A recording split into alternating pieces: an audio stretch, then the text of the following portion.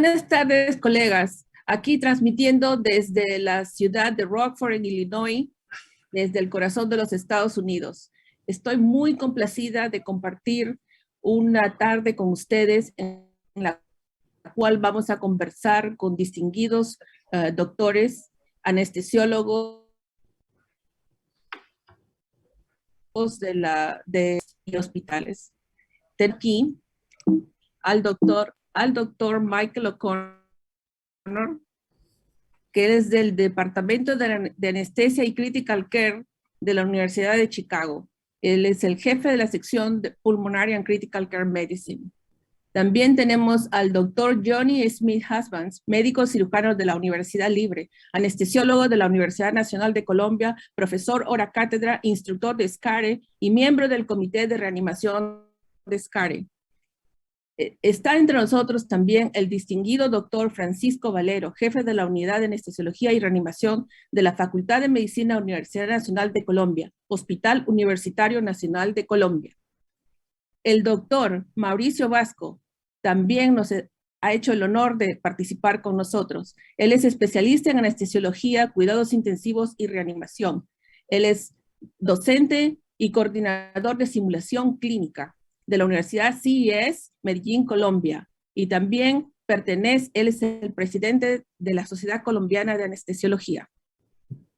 También está entre nosotros el doctor Anthony Kovac, de Kasubi Arakawa, profesor del Departamento de Anestesiología, profesor adjunto del Departamento de Historia y Filosofía de Medicina de la Universidad de Kansas Medical Center, Kansas City. Y bueno, ahora pasaremos a empezar con las disertaciones. Puedes empezar con... Doctora, deje de compartir, por favor, pantalla. Ok. Doctor Kovac, comparte pantalla, por favor. No, el doctor Kovac, él va a responder preguntas. Continúa.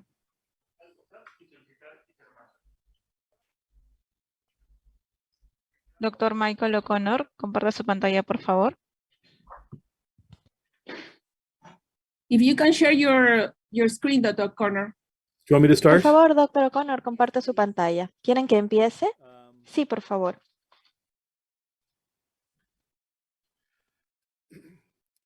Good afternoon, everybody. I'm Michael. Buenas tardes a todos. Soy Michael O'Connor de la Universidad de Chicago. Me gustaría agradecer a mis colegas por algunas de estas láminas. Doris, ¿les voy a escuchar cuando me interpreten al español o debo simplemente dar mi charla? Creo que simplemente debería continuar, doctor. Ok, muy bien. Entonces, cuando están lidiando con cualquier tipo de pandemia o crisis de salud pública, lo primero que tienen que hacer es establecer el sentido de urgencia, ¿no? Ustedes saben que nosotros tuvimos nuestra primera reunión de COVID-19 el 23 de enero del año 2020. Y esto nos dio mucho tiempo para prepararnos, porque esto es muy importante. La primera lección que aprendimos de Wuhan, China, de la parte norte de Italia e incluso de la ciudad de Nueva York, es que si una pandemia o si una crisis avanza y uno no está preparado, uno va a pasar todo el tiempo respondiendo a una crisis en lugar de preparándose y movilizar todos sus recursos. Hay muchas cosas que ocurren y por eso uno tiene que estar preparado para ello. Y claro está, tuvimos que formar una coalición directriz muy potente en los Estados Unidos. Allí en los Estados Unidos teníamos una estructura de comando de incidentes y ellos están a cargo de las estructuras de la operación de un hospital. Y algo muy importante acerca de esta estructura HICS, así se conoce, es que ellos lidian con estos asuntos con una estructura de Higgs de manera intermitente. Si es que ustedes no lo hacen, no va a funcionar para ustedes. ¿Y por qué? Porque todos necesitan saber cuál es el papel que desempeñan e incluso ya sea por 1 hora o 2. Si es que ellos van a desempeñar este papel, es un gran beneficio en términos de estar preparado para cualquier tipo de evento. Con cualquier estructura de Higgs funcional, que es decir, el sistema de comando de incidente de un hospital, el comandante de un incidente no es el presidente ejecutivo del hospital, sino es alguien que es un administrador, alguien que está más cerca del trabajo clínico. Y esta persona trabaja con un clínico que hace trabajo clínico y en mi institución es el director médico. Y el CEO, es decir, el jefe de finanzas, todas estas personas, de hecho, funcionan y dan apoyo al comandante de incidentes. Y esto es de suma importancia para tener el control de las operaciones y llegar así hasta el nivel operativo. Otra cosa que tenemos que hacer es tener una visión de cómo es que de hecho vamos a responder a nuestra crisis. Entonces, hemos tenido un equipo de control y recursos de infección que tenían que desplegar a las personas y apoyarlos, porque teníamos que desarrollar una idea completa de cómo se iban a hacer las pruebas, cómo se iban a desarrollar, mantener los protocolos terapéuticos, así como también cómo iban a ser los protocolos de atención o los caminos de atención. Y algo de este trabajo que hicimos es que, bueno, de hecho, nosotros empezamos a hacer construcciones en nuestra edificación, también empezamos a almacenar EPP y esto fue muy bueno para nosotros y cambiamos el despliegue de las personas y nuestro personal para que la gente que se enfermase se manteniese juntos y la gente que no estuviese enferma entonces no iba al hospital. Teníamos tantas personas como podíamos trabajando desde sus hogares y no teníamos visitantes, los prohibimos las visitas para que nuestro personal no tenga que lidiar con la presencia de visitantes y también se reduce el uso de EPP. Y también empezamos a almacenar medicamentos en función de la fragilidad del suministro, es decir, si es que había una habilidad limitada de tener más de estos medicamentos, es decir, si teníamos el riesgo de agotamiento, lo comprábamos de antemano. Y de la misma manera teníamos almacenados bueno, muchas de estas cosas ya tenemos almacenadas de todas formas y compramos también una licencia irrestricta para Zoom, también compramos máquinas extra para dispensar medicamentos y todo esto terminó siendo una muy buena idea. De hecho, desarrollamos este sistema de puntaje sensible al tiempo médicamente necesario. Es decir, de esa manera podíamos establecer priorizaciones. Podíamos decir, ok, tú cancelaste mi caso porque no te caigo bien. No, sino que teníamos a todos participando en la creación de un sistema de puntajes. Dependiendo de la capacidad del hospital, estos son los casos que vamos a hacer. Una de las primeras cosas que hemos aprendido cuando las cosas empezaron a ocurrir es que necesitábamos una mejor estrategia de comunicación de la que teníamos anteriormente. Entonces las personas tenían millones de correos electrónicos que venían todos los días y no sabían cuáles eran para ellos, cuáles no. Entonces, en días consolidamos una estructura muy simple de programación, comunicaciones, enviábamos cosas a las personas en función de la necesidad que ellos tenían que saber. Y teníamos una página de intranet principal y sacamos todo lo que era el negocio regular y nos dedicábamos a COVID. Y también teníamos los registros médicos electrónicos, las historias clínicas electrónicas, de tal manera que todos los que estaban ocupándose de esos pacientes podían encontrar sus historias clínicas en cualquier lugar del edificio. De la misma manera teníamos que reconfigurar cómo es que la gente entraba y salía del edificio con sistemas para tener signos de comunicación y también cómo es que se iba a hacer el trabajo con rondas interdepartamentales. Y también muchas de las reuniones pasaban por Zoom y muchas de estas reuniones principales eran para poblaciones objetivo de trabajadores, para ayudar a que ellos sepan cuál iba a ser el papel que ellos iban a desempeñar. Y una de las cosas que descubrimos es que muchas de las personas o del personal que estaba en el edificio eran de servicios ambientales o transportistas, o del servicio de alimentación del hospital. Y ellos no leen sus correos electrónicos. Muchos de ellos ni siquiera reciben correos electrónicos. Entonces, para ellos, toda la comunicación se hacía mediante reuniones. Entonces, este es un ejemplo de una de nuestras trayectorias de atención respiratoria. ¿Y qué es lo que se tenía que hacer? Una vez más, esto es algo que se publicaba en el intranet y esto es algo que se puede actualizar regularmente, básicamente con respecto a nuestra percepción de cómo deberíamos estar atendiendo a nuestros pacientes y nos basábamos en la evidencia de cómo teníamos que atender a estos pacientes. Y esto era muy bueno porque la gente no tenía que revisar su correo electrónico, simplemente tenía que ir a la página web y verlo, porque ya estaba incorporado en la intranet. Y teníamos también una respuesta significativa en las instalaciones. Una vez más, esto es algo que teníamos que planear desde antes, plástico, aluminio, algunas puertas extra, y esto nos permitía inicialmente tener 56 camas, pero de hecho todo el edificio estaba diseñado para aislamiento. En el pico de la pandemia teníamos 302 camas en aislamiento en el hospital y teníamos una capacidad mucho mayor que todos los demás que estaban en la región, incluso si es que los juntamos. Y obviamente teníamos, necesitábamos capacidades de aislamiento para procedimientos y en áreas. construimos esas cámaras con ventiladores y de hecho aún no se han sacado. Hay áreas de procedimiento en donde están allí y no hay ningún problema, siguen estando en operación incluso hoy. De manera similar, obviamente tuvimos que encontrar una forma de poner a las personas en el estacionamiento, por ejemplo, hacíamos el triaje, teníamos una buena separación social y esta es una situación crítica porque tenemos que asegurarnos de que no hubiera transmisión de COVID de los enfermos hacia las personas que estaban bien y esperando ser evaluadas en el hospital. Utilizamos desde muy temprano este marco y tenemos estas salas de exámenes también para la parte pediátrica. Utilizamos cánulas nasales de alto flujo, etcétera. Y también nosotros estábamos utilizando mucho más oxígeno de lo normal en todo el edificio. Nunca anticipamos que íbamos a necesitar tanto, entonces tuvimos que prepararnos para eso también. Y de hecho, hicimos un área de pruebas para que la gente pudiera hacer su prueba desde su carro, que el personal estuviera completamente seguro y empezamos a utilizar nuestra sala de conferencias para que el personal pudiera trabajar aquí. Una vez más, ustedes pueden ver que hay separación social aquí, no estaban cerca el uno del otro para que pudieran comer y trabajar en un área así, sin sentir que estaban tomando un gran riesgo.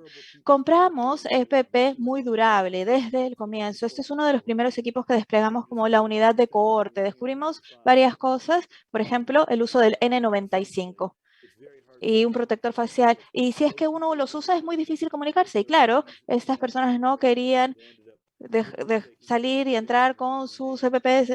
Entonces, lo que hacían era escribir sus nombres en su EPP y este es un respirador que nosotros compramos cientos de estos desde muy temprano en la pandemia y se puede reutilizar los filtros por 30 o 60 días en esto, básicamente hasta que uno ya no pueda respirar a través de ellos. Entonces, esto nos ahorró cientos de N95. Realmente esto redujo de manera significativa el uso de EPPs que iban a tener que botarse y básicamente se utilizaba alcohol y se redujo significativamente entonces el uso de EPP y esto hacía que el personal estuviera muy cómodo con respecto a su propia seguridad y ocuparse de los pacientes. Y esto fue una gran ganancia para nosotros. Claro está, hay otro punto que nosotros sabíamos y es que de hecho todos los que trabajan en un edificio están expuestos. Entonces realmente les dimos los recursos y dejamos que ellos descubran cuál es la mejor forma de cuidar de los pacientes. Hicimos mucha telemedicina interna, tratamos de mantener a tanta persona como sea posible fuera del hospital, entonces hicimos mucho telemedicina, consultas remotas, muchas rondas programadas, es decir, vamos a hablar a estos pacientes por bloque y también en las consultas también 100% de telemedicina se hizo en este tiempo. Y todo esto conservaba nuestro EPP y también los suministros de higiene para las personas que de hecho se encontraban en la línea del frente ocupándose de los pacientes, en la primera línea. Y también la institución hizo becas centradas en COVID y esto también fue algo muy bueno. Descubrimos un gran talento en la organización y no teníamos idea que antes de esto existía.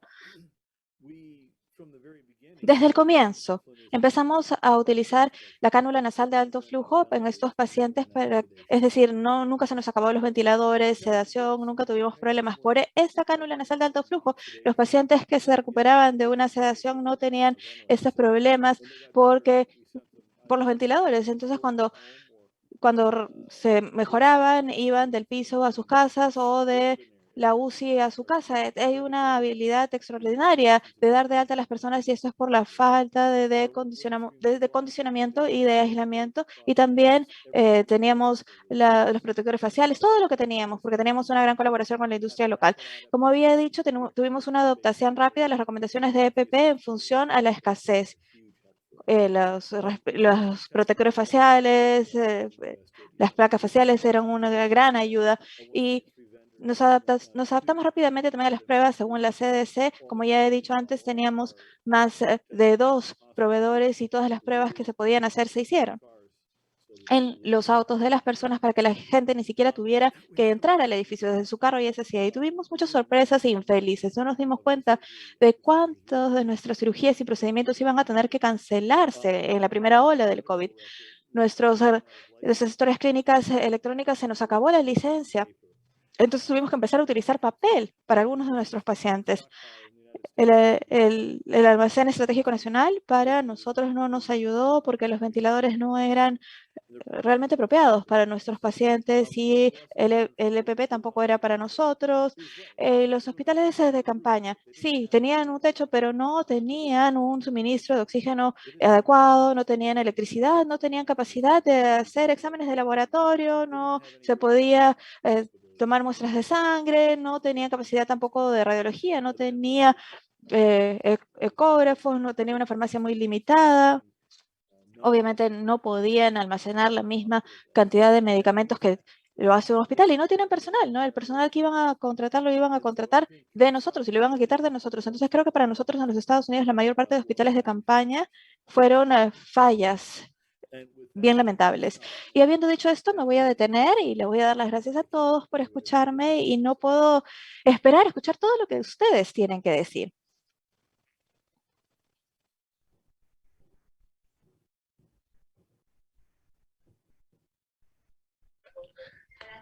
Por favor, doctor Johnny Husbands, compartir pantalla.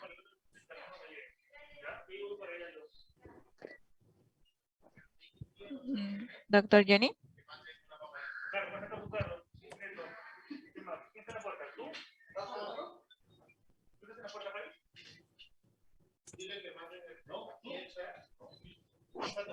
Está al aire.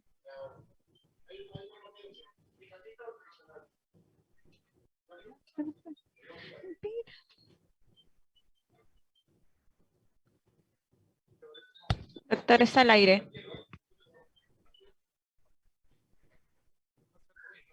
Doctor, su micrófono está muteado.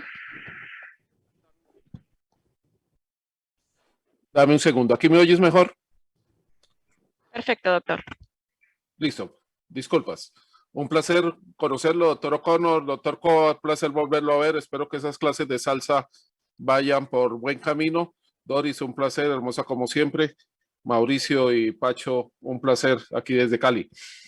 Voy a contar, y le decía a Doris, una experiencia más que todo desde el punto de vista personal, de la práctica anestésica y las ansiedades que eso nos genera para la práctica de nuestra profesión. Hay un término acuñado desde 1996 conocido como infoxicación, dado por el psicólogo David Lewis en 1996, y donde básicamente se dice que el conocimiento es poder, pero la información no. Posteriormente, el experto en informática lo tomó con base en la red y dijo, hay mucha información y mi información de pésima calidad. Eso ya empieza a generarnos ansiedad, porque si ustedes revisamos este artículo publicado en el 2021 en Science-Inometrics, desde el 1 de enero hasta el 5 de octubre de 2020 ya se habían publicado aproximadamente 87.515 artículos sobre COVID. ¿Qué sirve? ¿Qué no sirve? ¿Qué nos presta en determinado momento? ¿Qué nos presta en determinado momento uso para nuestra práctica? ¿A qué debemos practicar? Y esto fue el primer enfrentamiento a que me vi enfrentado. Conocen mi talla, conocen mi peso y resulta que rápidamente, inicialmente tuvimos una urgencia, una amputación en un paciente con COVID positivo, con enfermedad activa, y no había un equipo de protección adecuado para mi talla. Por lo tanto, empieza a generar angustias. Bueno, ¿y ahora qué hago? Porque en ese momento no había otro anestesiólogo disponible para hacer el procedimiento. Improvisamos, como ustedes pueden ver, un equipo de protección personal, sobre todo teniendo en cuenta y con la anuencia mía que le iba a colocar una anestesia regional al paciente, por lo tanto el contacto directo con el paciente iba a ser mínimo. Pero quiero decirles, a los 3 minutos yo ya estaba hiperventilando, tenía chorros de sudor por mi espalda, mis gafas estaban totalmente empañadas y tenía 3 pares de guantes, lo cual dificultaba la sensibilidad para poner la anestesia regional. Entonces, eso genera mucha angustia para hacer nuestro trabajo. Una angustia que viene empezando a dilucidarse. Bueno, ¿y el EPP es necesario para todos? ¿Es necesario para todos los procedimientos? Como decimos en Colombia, ni mucho que queme al santo, ni poco que no lo alumbre. Hay que tener consideraciones para el uso de EPP. ¿Y qué empezamos a ver? y por eso en los cursos de reanimación empezamos a enseñar no solamente cómo colocarse, sino cómo quitarse el equipo de protección personal, porque es el momento en que más se contaminan las personas, cuando se lo quitan. Y empezamos a recomendar que al momento de quitárselo fueran entre 2 personas. Así como se lo colocaban entre 2, al quitárselo fueran entre 2 personas para tratar de disminuir la contaminación que se podía presentar en este momento tan importante.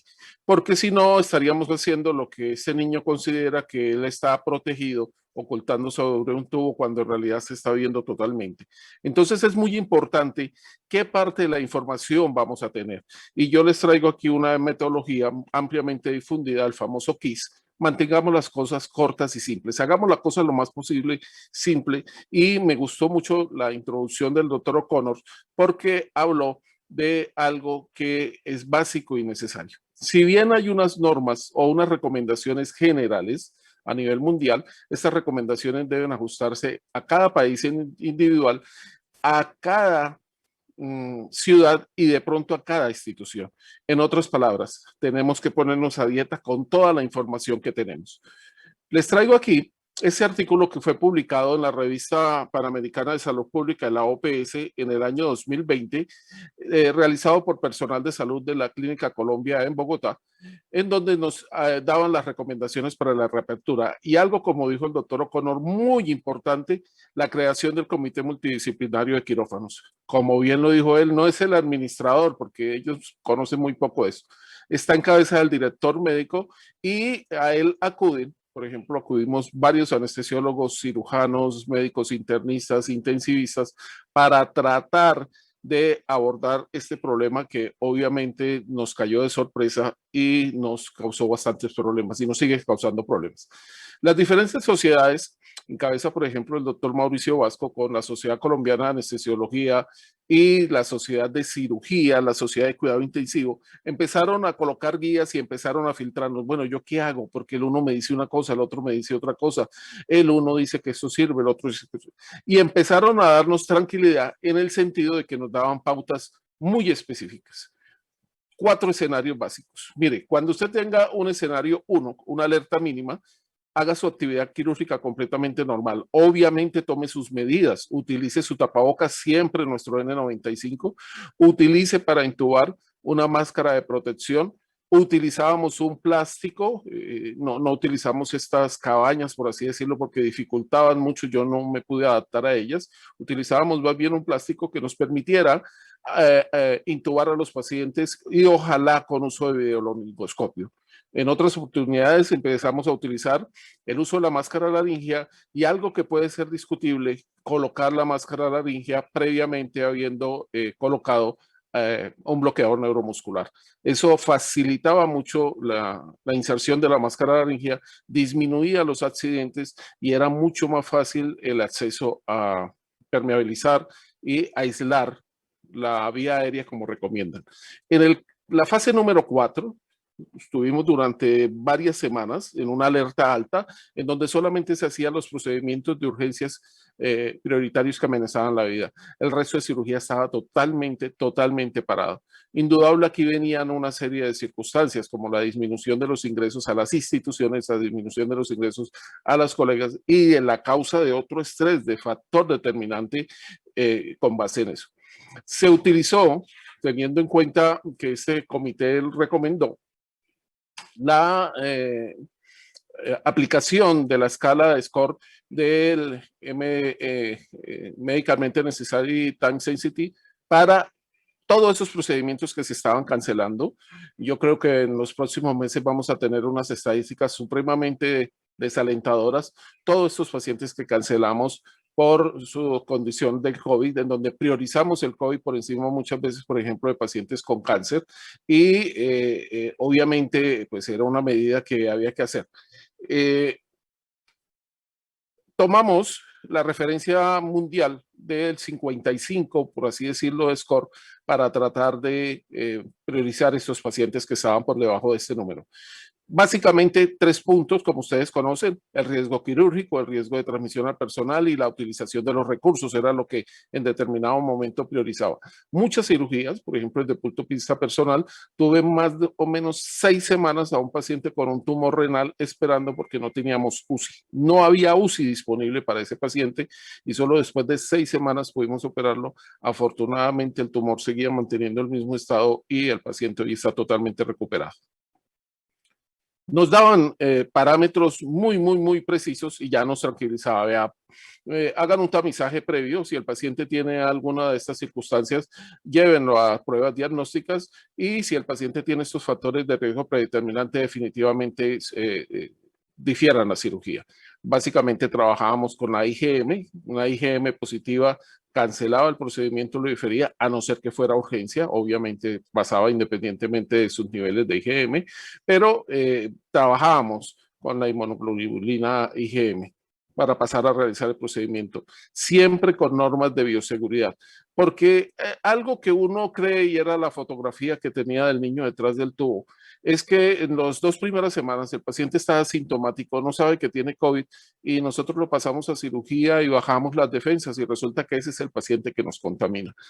¿Dónde nos contaminamos? Igualmente, como decía el doctor O'Connor, de hecho se presentó el título de COVID Coffee en los famosos tinteaderos, en los famosos sitios de descanso, en donde la gente se disipaba un poco, y se optó por decir que en determinado momento se utilizara lo menos posible estas áreas para evitar la contaminación. Otro proceso que ustedes conocen, que me fascina y en el cual estoy muy inmerso: proceso de reanimación. En muchas unidades de cuidado intensivo, teniendo en cuenta mi desempeño, Johnny, ¿qué hacemos? Indudablemente los parámetros mundiales, cuando vamos a reanimar a un paciente con COVID, tenemos que tener equipo de protección personal. Pero venga, yo me demoro 10 minutos colocándome el equipo. Entonces es donde entraban los parámetros bioéticos. Desde el principio, a quién vamos o a quién no vamos a reanimar, teniendo en cuenta unos parámetros, y eso no lo hacía una persona, sino lo hacía todo este comité que determinaba qué pacientes se debían o no se debían reanimar, bajo los principios bioéticos de la autonomía, de la beneficencia, no maleficencia y justicia. Y repito, en este campo de la justicia, ¿qué tan justo fue aplazar cirugías de pacientes con cáncer beneficiando a los pacientes de COVID? Sinceramente no lo sé y hay que esperar las estadísticas, pero creo personalmente que aquí hubo un error en diferir estos pacientes de manera ilimitada. Y nuestros algoritmos de reanimación siguieron siendo igual. Lo único que priorizaron es: hombre, asegure su vía aérea lo más rápido posible, impermeabilice su vía aérea lo más rápido posible, evite que esas partículas que viajan por el aire se diseminen. Por lo tanto, 2 puntos: trate de utilizar el equipo de protección personal y limite el personal al momento de la manipulación de la vía aérea. En caso personal, solamente lo hacíamos 2 personas, mi ayudante en anestesia y yo. Preguntaba Doris en determinado momento, ¿cómo hicimos con los residentes? Difícil este parámetro, porque teníamos las universidades cerradas, no podíamos hacer simulación en las universidades o por una ordenanza municipal y departamental, y permitirles intubar era bastante difícil, especialmente cuando no teníamos videolaringoscopio. Pero si ustedes ven, el ACL es exactamente igual. Limite el personal, colóquese el equipo de protección personal adecuado e intube lo más rápido posible. Evite ventilación positiva, y si esta es necesaria, cambiamos de la forma de la doble C y la doble E a la doble V y la doble E. Una sola persona se encargaba de fijar la máscara facial y otra persona se encargaba de ventilar. Muchas veces la persona que se encargaba de ventilar, si estamos hablando de reanimación, era la persona que estaba haciendo las compresiones. Esto se mantenía hasta el momento que aislábamos la vía aérea. Y bueno, muchas preguntas sobre cómo vamos a comprimir cuando el paciente está en posición prono. Afortunadamente teníamos información previamente sobre eso, y surgió la idea que incluso resulta ser mucho más beneficioso si utilizamos las compresiones a nivel del eje axial de la columna vertebral, ya sea con 1 o 2 manos colocadas sobre el 8º al 10º espacio intercostal de T8 a T10, ahí se considera, y por estudios de escanografía y de ecografía, que se puede ejercer la mejor presión para hacer las compresiones torácicas y tener mejores resultados. Estos pacientes tenían la ventaja, por así decirlo, que estaban intubados, entonces no teníamos problemas con la vía aérea. Pero bueno, ¿y ahora qué vamos a hacer con la parte de la desfibrilación? La más recomendada es la que aparece ahí señalada en el F, que es colocarla en el lado izquierdo, subescapular, ¿sí? Y en la parte línea anterior izquierda para tomar todo el tórax con las dosis adecuadas, 360 en caso de un monitor monofásico y 120 a 200 un monitor bifásico. Se estimuló el uso de los parches. Mucho más fácil colocar los parches y son mucho más versátiles y nos permiten hacer una reanimación con mayor cuidado. En base a eso, Doris, quedo atento a preguntas sobre esto. Al momento estamos totalmente abiertos. No estamos haciendo jornadas extras porque el personal está muy cansado después de 2 años de atender esta pandemia para hacer jornadas laborales extensas para tratar de recuperar todos estos pacientes que tenemos atrasados. Además de eso, falta la aprobación por las EPS, que son las empresas que aprueban las cirugías aquí en Colombia para poderlas realizar. Ha sido un placer y quedo atento a preguntas.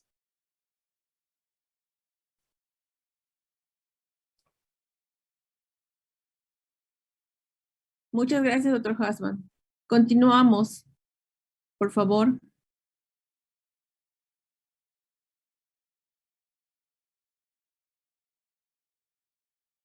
Doctor Mauricio Vasco, comparta su pantalla, por favor.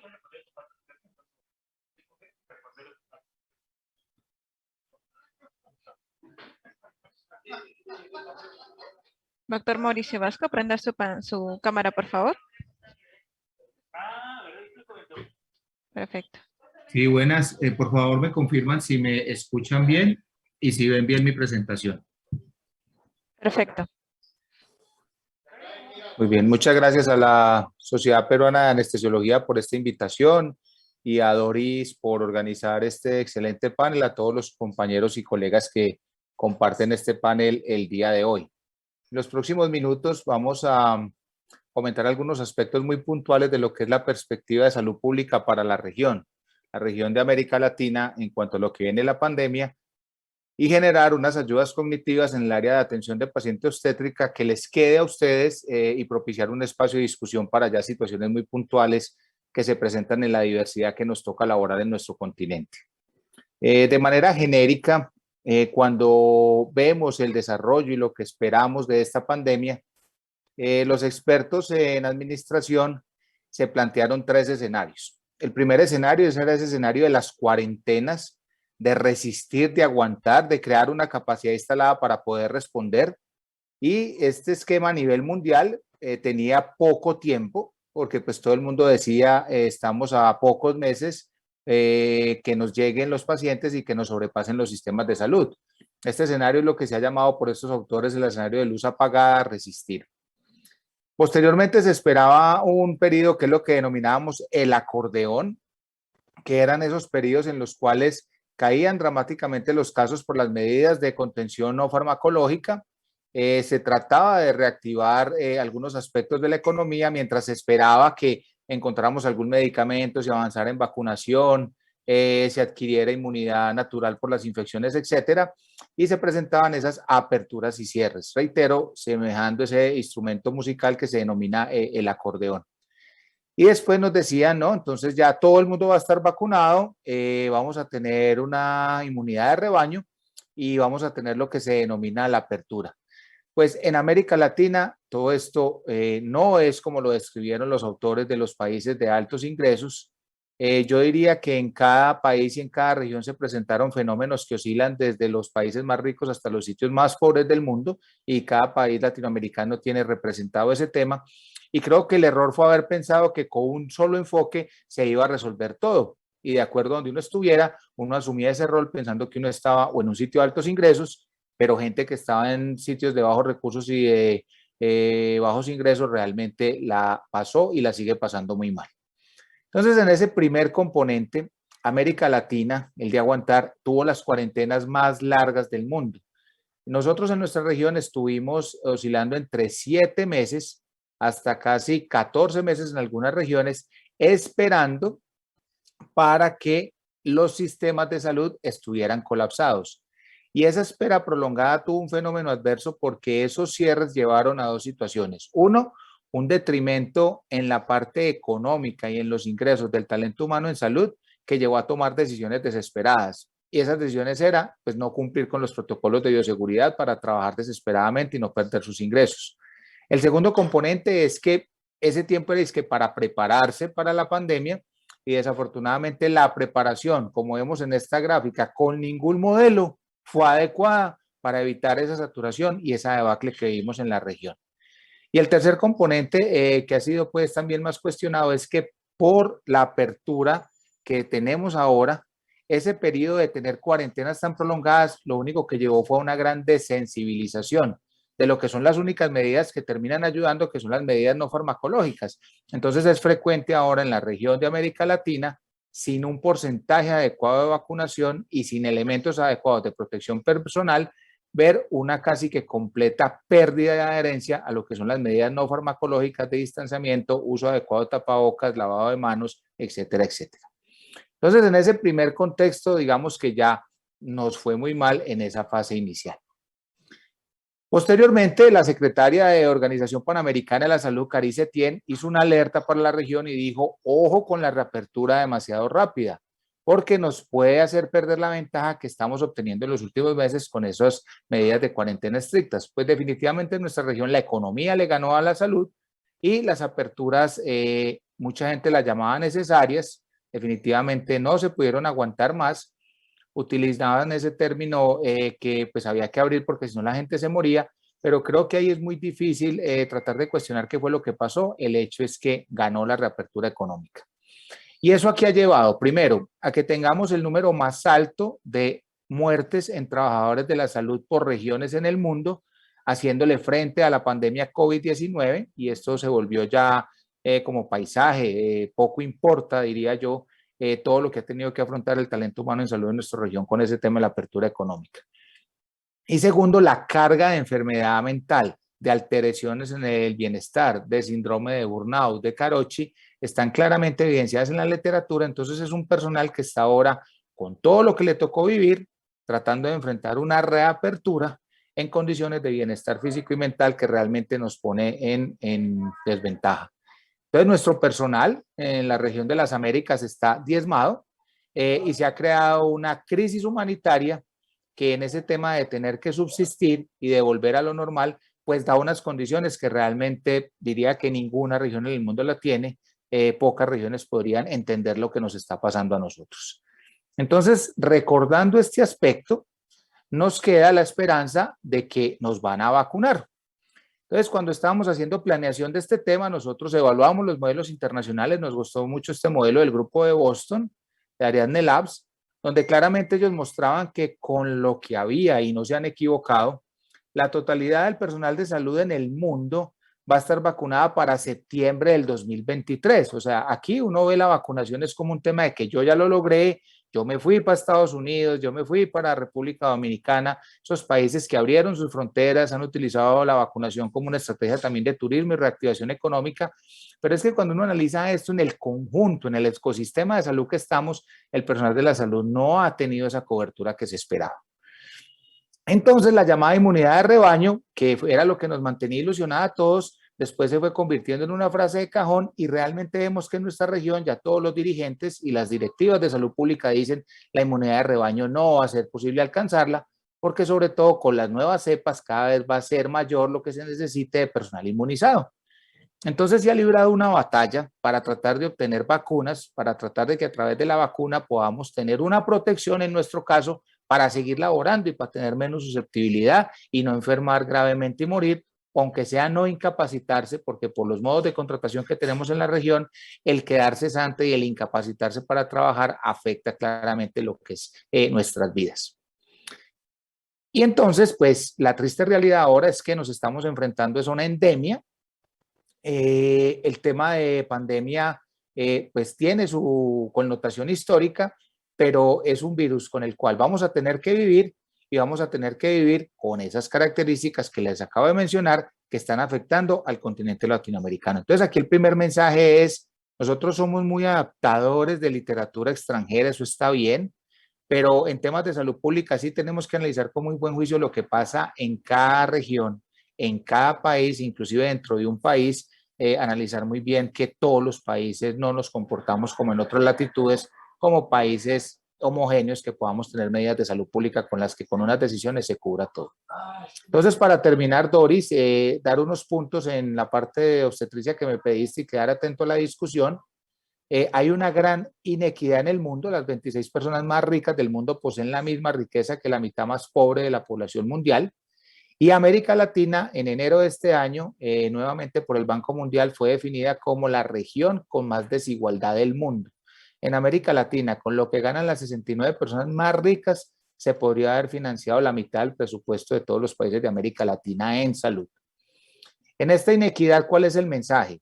Pues como Sociedad Colombiana de Anestesiología, que no solo agremiamos los 3.600 anestesiólogos, sino más de 60.000 afiliados de las profesiones de la salud, del ecosistema de la salud, nosotros generamos una estrategia que en general con los indicadores que trazamos funcionó bien, falta mucho, funcionó bien, pero somos muy exigentes y creemos que tenemos que seguir trabajando más, donde se pudieran garantizar con nuestra gestión gremial la liquidez de los afiliados, la bioseguridad, el trabajo digno y proponer estrategias para mantener la humanización, el bienestar físico y mental. Bajo estos ejes fue todo nuestro desempeño en la pandemia. Y ponemos a consideración una serie de estrategias que desde ahora y hacia futuro, hacia nuevas pandemias, no debemos pensar que es que, como hicieron muchos, que esto se iba a acabar para volver a hacer lo que yo hacía antes. Mucha gente decía, esto dura 3 meses, 6 meses, yo me encierro, yo no voy a trabajar, yo espero, se va a reactivar la programación electiva, que es de lo que yo vivo. No. Entonces, lo más importante para este nuevo normal aquí es el manejo de los datos y ver cómo ya nos han dado todos los panelistas excelentes ejemplos de cómo manejar la literatura de nueva calidad, buena calidad y tener canales adecuados de consulta para uno no dejarse confundir por esta infodemia. Y en eso nosotros somos muy culpables enviando toda esa información basura por cadenas de WhatsApp que no sirven para nada y que no estamos filtrando antes de enviársela a nuestros colegas y grupos de colegas.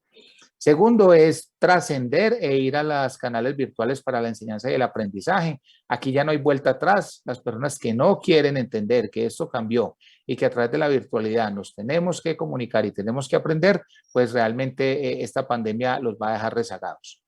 Tercero es todo lo que se ha hablado de los modelos de atención apoyados en telemedicina. Para nosotros el reto ahora va a ser continuar con valoraciones preanestésicas en tamizajes y posiblemente de pacientes de bajo riesgo en la categoría virtual y poder concentrar bien los recursos para los pacientes que están en las instituciones o de alto riesgo. Protegernos a todo nivel, integridad física, integridad mental, evitar burnout, promover ambientes saludables. Prepararnos para futuras amenazas. Esta no es la primera pandemia a la cual nos vamos a tener que enfrentar y todo lo que ha pasado ahora nos debe servir para eso y sobre todo trabajar en el tema de inequidad. ¿Por qué? Porque en esta nueva apertura lo que pasa es que hay apertura asimétrica y eso lo único que está haciendo es aumentar las brechas, empeorando la inequidad, empeorando la insatisfacción social y aportando esa olla pitadora, esa olla a presión que tenemos ahorita en América Latina de protesta social en la cual nos tocará convivir. En embarazo, es una de las poblaciones que más se han afectado en la región. Definitivamente las pacientes con COVID-19, como está reportado en la literatura, tienen mayor incidencia de enfermedades graves asociadas, maternas, fetales, parto prematuro, mortalidad perinatal, ingresos a cuidado intensivo. Definitivamente los síntomas que más se asociaron a complicaciones materno-perinatales son el desarrollo de fiebre y disnea. Y en las mujeres que tienen pruebas positivas, pues tienen un alto chance de que tengan positividad en la prueba neonatal y se correlacionó positivamente con operación cesárea, lo cual ya era una epidemia en la región. Las mujeres con COVID-19 también tuvieron un mayor riesgo de hacer manejo médico de patologías que normalmente eran quirúrgicas y de no permitir presencialmente, pues porque todo pasó a teleconsulta, de detectar signos que permitieran saber que esa paciente era víctima de depresión o de violencia intrafamiliar y aumentó mucho la mortalidad por violencia intrafamiliar y por suicidios en la región.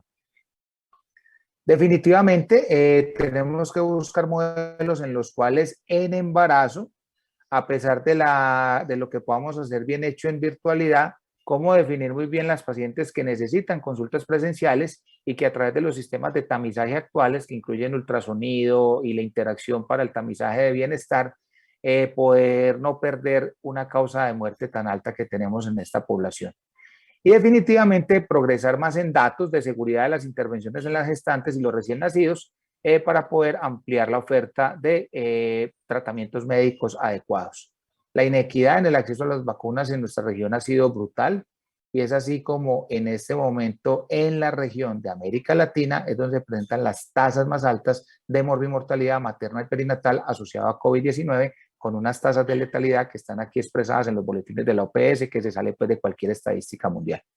En Colombia nos atrasamos 10 años y se volvieron a alcanzar las cifras de mortalidad materna que teníamos hace 10 años y un indicador que ya lo teníamos por debajo de las 50 muertes por 100.000, pues otra vez la tenemos alrededor de los 70 por 100.000, una tercera parte atribuible a muertes por COVID, pero las otras 2/3 partes por las causas más frecuentes de muerte materna, que son la infección, la hemorragia y la preeclampsia. Entonces, pues no fue bueno el panorama. Y reitero, se dispararon las cesáreas en esa creencia que se tiene de que posiblemente bajo esta vía se resolvía más rápido, se evitaba exposición y lo único que se ha hecho es aumentar morbilidad materna y perinatal y empeorar los desenlaces adversos por sepsis, por tromboembolismo, por hemorragia, etcétera, etcétera. Todo eso tabulado pues en las fuentes nacionales de datos.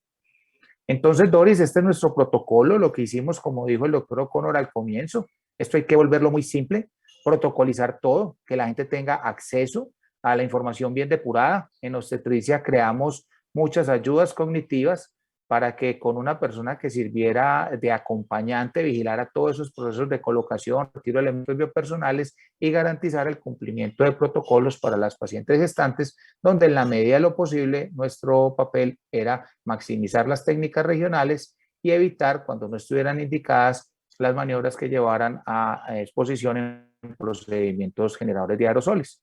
Y adaptamos todas las estrategias de seguridad, como las listas de chequeo, a estrategias que se pudieran llevar a cabo durante la pandemia para promover la seguridad no solo de los pacientes, sino también de nuestro personal. Entonces, quedo muy atento a cualquier comentario, pregunta, inquietud que haya al final y poder profundizar en las dudas puntuales, Doris, como me pediste, que haya en torno al manejo de las gestantes críticamente enfermas. Muchas gracias a todos por este espacio. Muchísimas gracias, doctor Vasco. Seguimos ahora con el doctor Valero.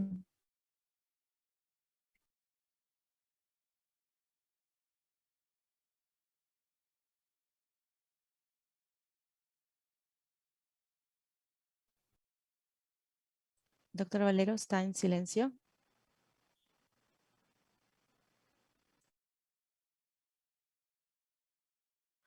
Muy buenos días, repito. Estaba con el micrófono apagado. Muy buenos días a todos. Muchas gracias a la doctora Doris. Buenos días al doctor O'Connor, al doctor Vasco, al doctor Johnny Husband y al doctor Anthony. Yo envié mi presentación, no sé si la puedan correr desde allá. La grabé el martes y la envié. Sí, doctor, la estamos viendo ya su presentación, no se preocupe. Bueno, listo. Entonces, esa es mi presentación, es la situación actual en uno de los hospitales donde trabajo, el Hospital Universitario Nacional, en donde me desempeño en anestesia general, y el otro hospital donde trabajo, que es el Hospital de San José, en donde estoy en el área de anestesia obstétrica. Entonces quedo pendiente de las preguntas y de la participación en el panel.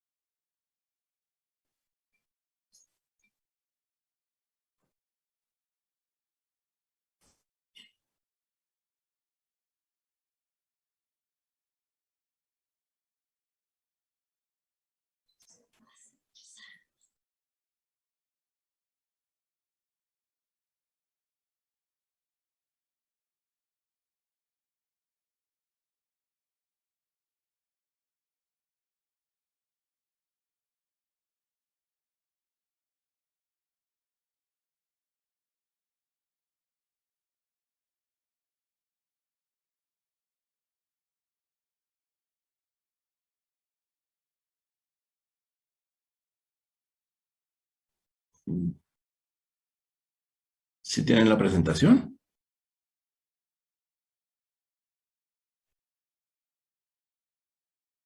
Roxana, ¿tienes la presentación?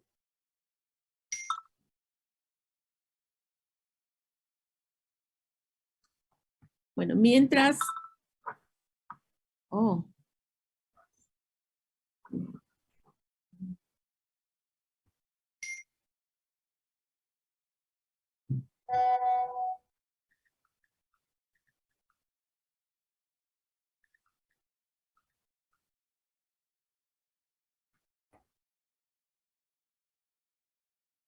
Pacho, en la pantalla donde sale la producción, ahí ya apareces tú en pantalla con unas diapos cuyo título ellos creo que te las pueden ir pasando cuando tú digas, pero ahí ya estás en la producción listo.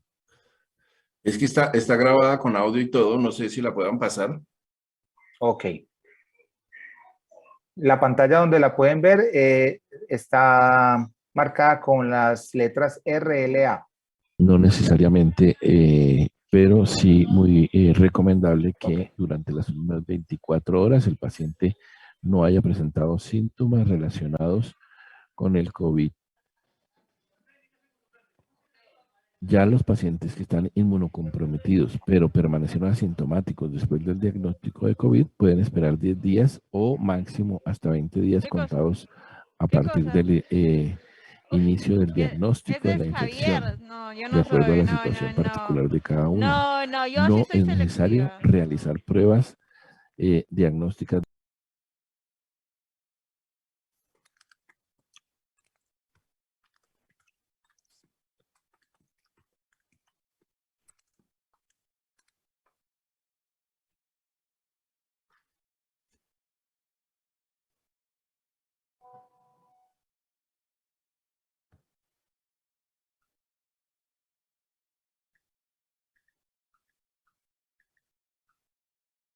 Más. En salas de cirugía se debe realizar un triage en la entrada, identificando pacientes sospechosos de COVID que tengan fiebre o síntomas respiratorios. Estos pacientes no ingresan a salas de cirugía, sino se reprograma el procedimiento. Lo mejor es la llamada de seguridad que se realiza el día anterior y en la cual se detectan los pacientes sintomáticos para que los pacientes no lleguen a salas de cirugía.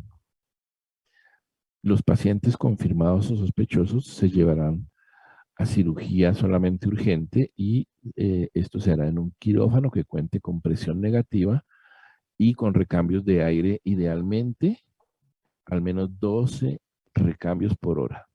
Si no se cuenta con el recambio, hay que limitar el ingreso de personas al quirófano, solamente las personas esenciales para el procedimiento, mantener la puerta cerrada y todos utilizando EPPs, incluido su respirador N95, la bata desechable, los guantes de manejo, las monogafas, el gorro, y al terminar la cirugía se debe hacer una desinfección terminal. También es recomendable que en caso de que el procedimiento se pueda hacer en la cama del paciente, ya sea en la habitación o en su cubículo de la UCI, es preferible hacer estos procedimientos allí y no trasladar al paciente por el hospital. El riesgo mayor está en los aerosoles. Entonces, el aerosol pues son unas partículas muy pequeñas, menores de 5 micras, que se producen cuando una corriente de aire se mueve sobre una superficie o película de líquido. A mayor velocidad del aire, menor será el tamaño del aerosol. Estos aerosoles pueden permanecer suspendidos por largos periodos de tiempo en el aire y pueden recorrer distancias hasta de 1 metro antes de caer al piso. ¿Cuáles son los procedimientos que nos van a producir y a generar mayor cantidad de aerosoles en el manejo de pacientes en salas de cirugía? Tenemos que el que más produce riesgo es la intubación orotraqueal con un 6.6 de OR, mientras que la ventilación no invasiva tiene un OR de 3.1, la traqueostomía un OR de 4.2 y la ventilación manual antes de la intubación, por eso se debe evitar, es 2.8, el OR.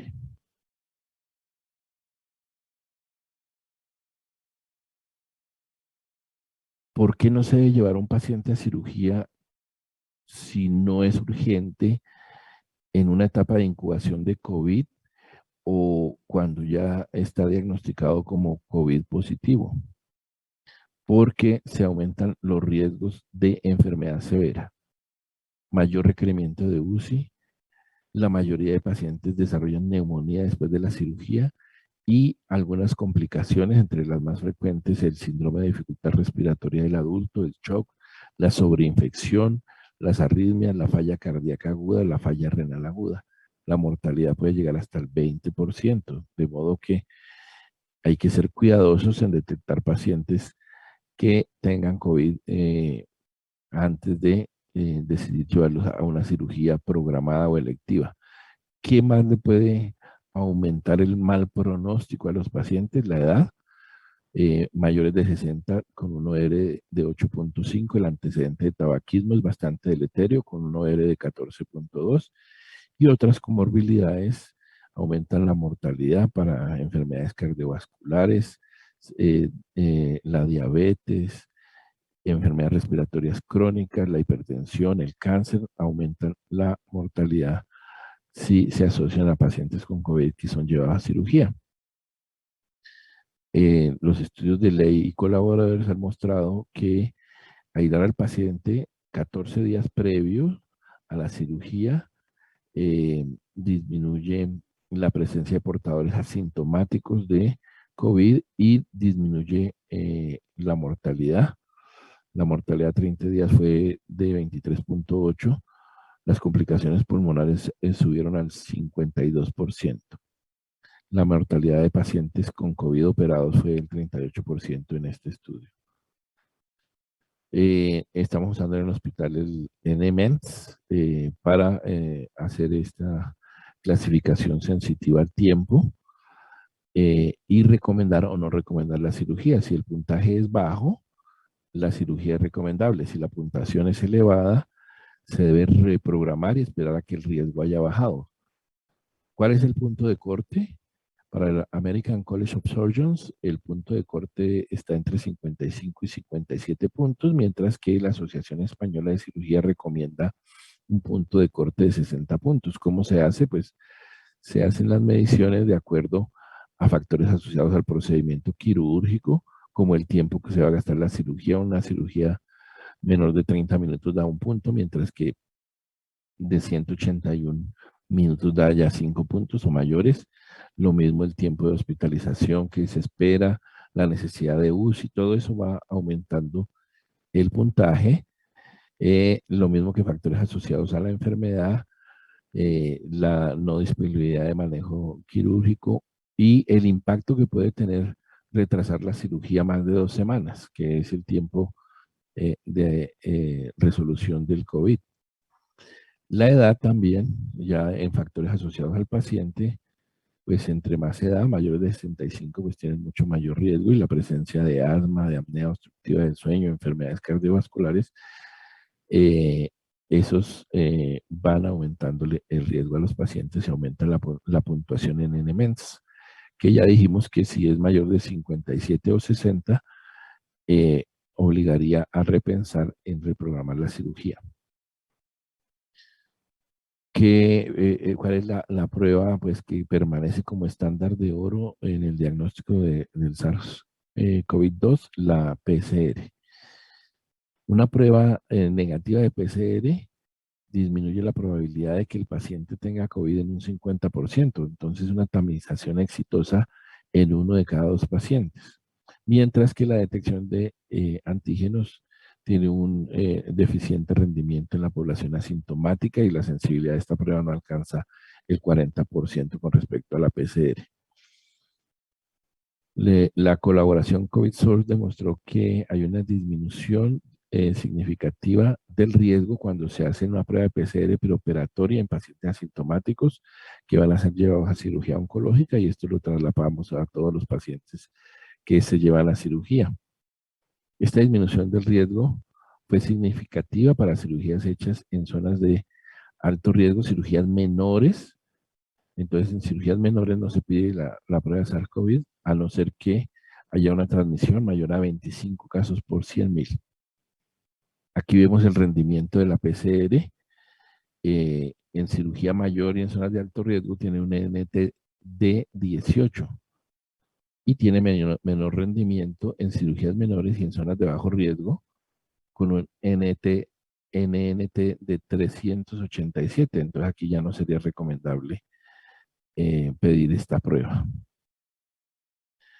Después de esto, pues la colaboración COVID-SORS recomienda realizar la cirugía 7 semanas después del diagnóstico de la infección.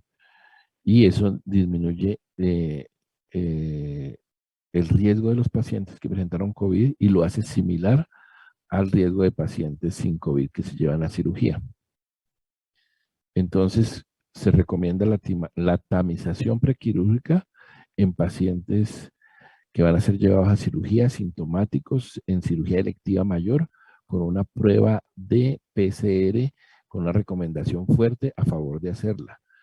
Mientras que en pacientes asintomáticos para cirugía electiva menor, solamente realizarla cuando el índice de positividad de pruebas diagnósticas es mayor al 20% a nivel local, con una recomendación débil a favor. Esta prueba se debe realizar 72 a 48 horas antes. El objetivo es que el resultado de la prueba esté antes de la programación del paciente para la cirugía. Esta recomendación que hemos llevado en el Hospital Universitario Nacional de aislamiento por 14 días antes de la cirugía y 30 días después del periodo postoperatorio, en este momento en que el pico de la pandemia ha bajado, pues se ha hecho muy difícil de realizar y está actualmente pues en estudio pensando en suspenderla. En pacientes asintomáticos que se tamizan con prueba PCR positiva y persisten asintomáticos una vez se cumplió el periodo de aplazamiento, no se debe realizar una prueba de PCR de control para realizar el procedimiento. Simplemente se llevan a cirugía así. En cirugía urgente, lógicamente, no está indicado realizar PCR. En este escenario, pues se lleva el paciente a cirugía dependiendo de la conducta que haya definido el cirujano. Pacientes, ¿cuál es el algoritmo para el manejo de la prueba? Se hace la prueba, si sale positiva, el paciente está asintomático, se difiere el procedimiento y no se repite la prueba. Si está asintomático, pues se manda a consulta para que sea tratado como COVID. Si la prueba sale negativa, se hace un cuestionario 48 horas antes de la cirugía y el día de la cirugía. Cualquiera de estos cuestionarios positivos obliga a que el paciente se vuelva a reiniciar el estudio. Si sale negativo, se lleva al paciente a su procedimiento quirúrgico. ¿Qué debe hacer el cirujano en su consulta prequirúrgica? Hacer el puntaje MENTS, aplicar el primer cuestionario, definir si la cirugía es electiva mayor o electiva menor y solicitar la PCR que se realizará el día 11 o día 12 de prequirúrgico. Se le hace un segundo cuestionario de tamización y se lleva a citación quirúrgica. Aquí ya la PCR debe estar negativa. Se le hace el tercer cuestionario que si es negativo el paciente se lleva a las salas de cirugía. La recomendación es que si el paciente presentó COVID asintomático, la cirugía, según vimos en los estudios, debe ser aplazada mínimo 4 semanas y si la infección fue sintomática, es preferible esperar idealmente 7 semanas, siempre y cuando la cirugía lo permita, a la resolución de los síntomas. ¿Por qué? Aquí está el estudio de la colaboración COVID-SORS en cáncer, en donde muestra que complicaciones pulmonares en las primeras 2 semanas se presentaron el 18.5%, de 2 a 4 semanas 11.7% y a las 4 semanas ya no se presentaban. y la mortalidad igualmente disminuyó desde 7.7 en las primeras 2 semanas, 3.4 hasta 0 en la última semana. En pacientes inmunocompetentes con infección COVID positiva, una vez cumplido el tiempo de aplazamiento, no requieren realizar prueba de control. Muchas gracias.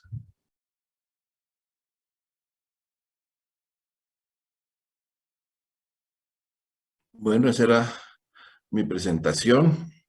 Quedo atento a participar con las respuestas a las preguntas que se hagan durante el panel.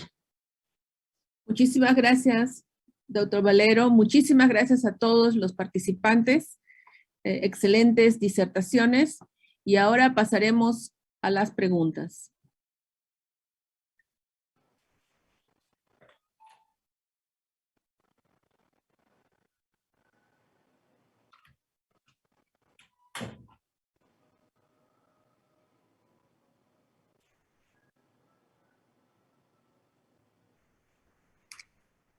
¿Qué recomendaciones existen en vuestros hospitales para el personal que por diversos motivos no se hayan vacunado? What recommendations do you have in your... ¿Qué recomendaciones existen en vuestros hospitales para el personal que por diversos motivos no se ha vacunado?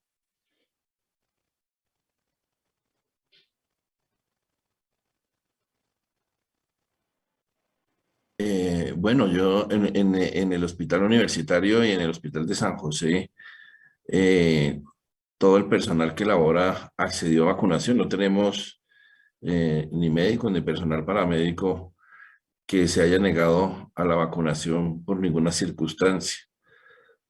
Sin embargo, pues dentro del marco legal colombiano, pues no se puede hacer nada diferente a dejarlos que sigan trabajando y ellos tendrán que utilizar las medidas de protección personal, el aislamiento, el lavado frecuente de manos y demás medidas de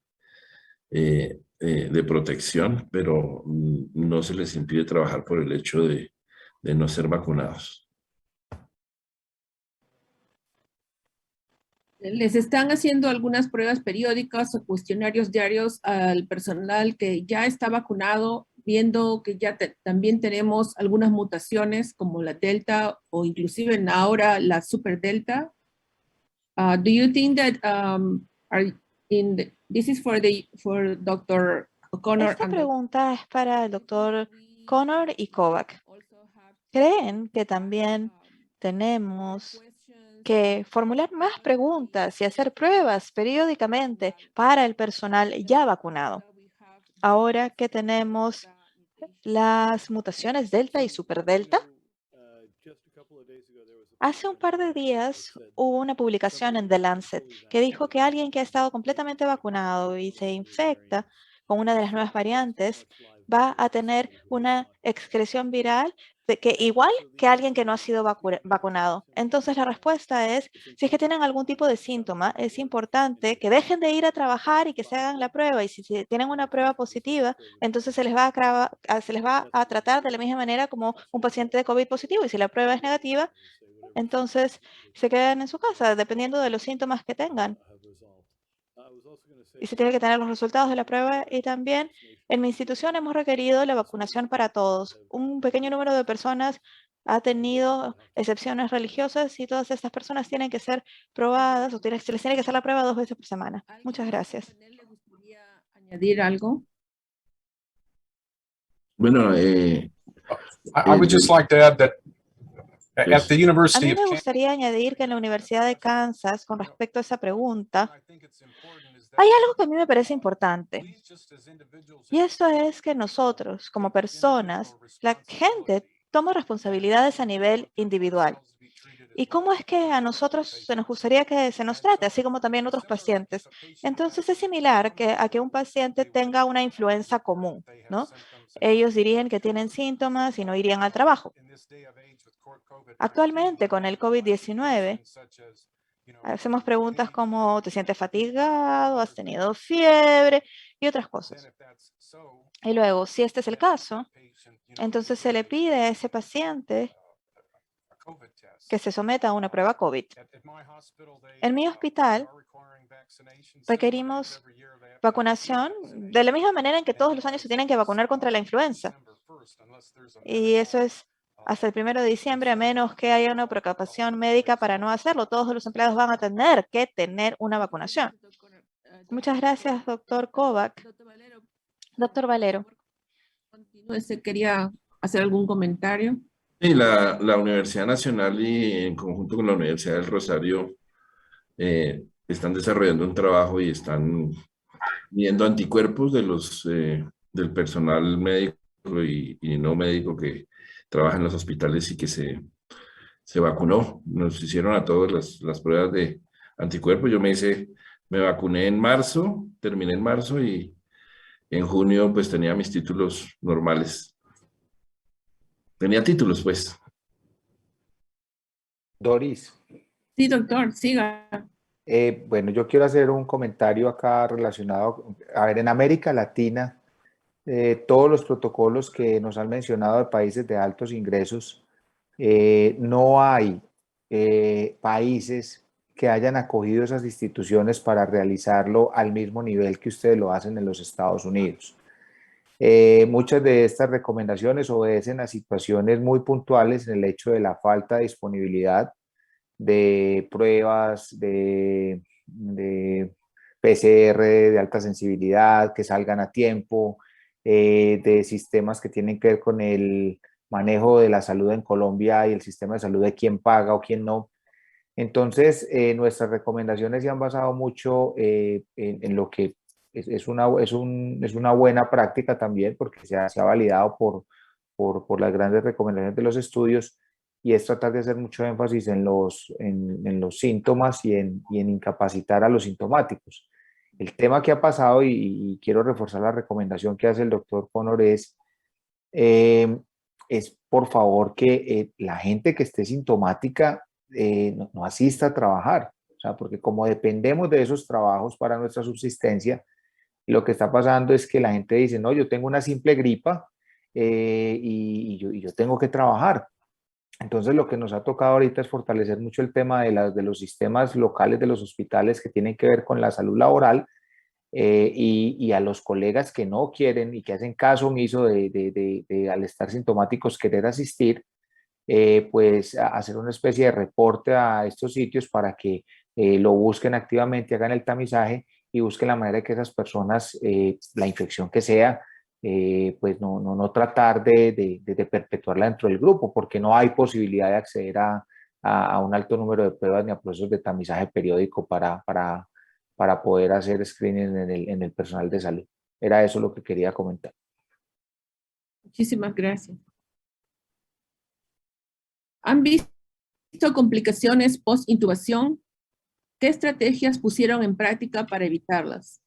So, have you seen complications post-intubation in patients with ¿Han COVID? visto complicaciones post-intubación en pacientes con COVID y qué estrategias han utilizado para evitarlas? Anyone? So, ¿Alguien? I'll start. So, Voy a comenzar. En mi experiencia en UCI, lo interesante es que a menudo haciendo esa transición de la cánula nasal de alto flujo a intubación en estos entornos de RDS de ventilación mecánica, generalmente el paciente no mejora. Si es que ya se estaban deteriorando antes de intubar, continúan deteriorándose. En la sala de operaciones, a pesar de que hay otros oradores que han demostrado, han revisado que hay un exceso de morbilidad y mortalidad asociado a intubar a las personas en las cirugías, la mayor parte de los pacientes que tienen COVID lo van a tolerar bien. Su oxigenación no declina de manera precipitada cuando ponemos el tubo. Hay algo de lo que tenemos que cuidarnos, es utilizar la ventilación que protege el pulmón en este paciente, porque como grupo ellos van a tener un curso postoperatorio bastante difícil. Doris, Gracias. en mi región, pues los pacientes que hacen complicaciones asociadas a intubación prolongada o a estenosis traqueal, pues tienen un protocolo en un centro de referencia que hay. O sea, claramente en ese sitio sí hemos visto el aumento de primero interconsultas, valoraciones, realización de procedimientos como nasofibrolaringoscopias, para todo lo que es el abordaje diagnóstico de estos pacientes para cirugía de reconstrucción traqueal. Hemos bajado mucho el umbral de tener el set de tubos y equipos de vía aérea de respaldo en estos pacientes que nos refieren el antecedente y tuvieron la intubación prolongada, así estén asintomáticos en el momento de la cirugía para la que vengan, urgente o electiva, de tenerlo siempre en mente, de que puede haber ahí una estenosis subglótica presente y saber lidiar con ella.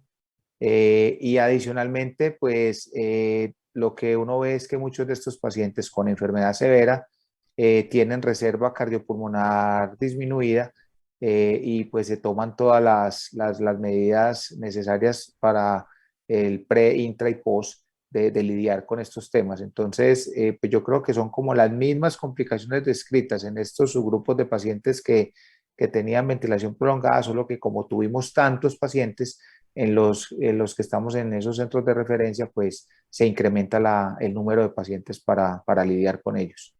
Es posible que otras instituciones no lo vean porque son pacientes que no son referidos ahí porque no tienen los servicios para manejarlos.